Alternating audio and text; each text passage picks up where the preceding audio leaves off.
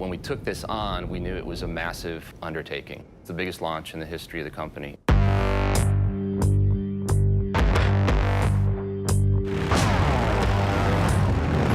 One of the primary ethoses that we follow is form follows function, but both report to emotion. You have to really look at every element of the motorcycle and execute it in a way that speaks to our ethos, which is authenticity, 115 years now of legacy.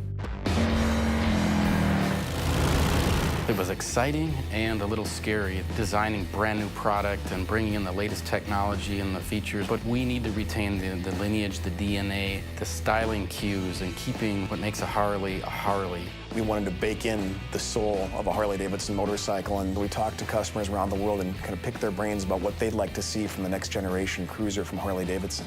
They want tradition, but they also want technology. They wanted to experience the best of both worlds, and that's what these motorcycles deliver. There's 8 models in the lineup. Each model has a defined personality, if you will.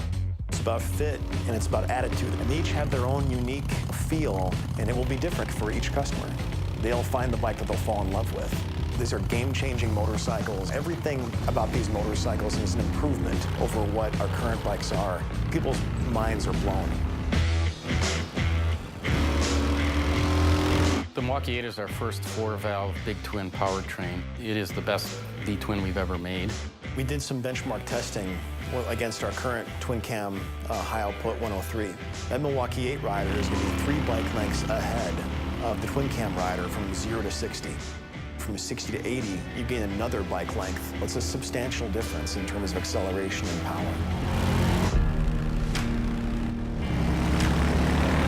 So let's talk about the soft-tail frame. Our very first motorcycles were rigid, so the rear wheel was actually rigidly mounted to the frame. They had a really beautiful aesthetic. There's a line that goes from the front of the motorcycle all the way to the rear axle. With the soft-tail, we're trying to emulate that whole aesthetic. We're trying to make the motorcycle look like it's a rigid, but it actually does function amazingly well because there is suspension that's tucked under there now.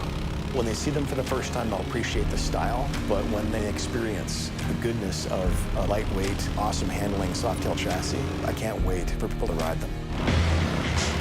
One of the things we've achieved, I think, is a perfect balance of the best of Softails and the best of Dynas. That classic hardtail look, that hidden suspension, right? But we've also brought in the best handling. We've married the look and the performance into one architecture that will serve all the customer needs. Most bikes have lost in the range of 30 pounds. The bikes feel lighter, they're easier to move around in your garage, more nimble, more flickable when you're on the road. These are the best cruiser bikes that Harley's ever built.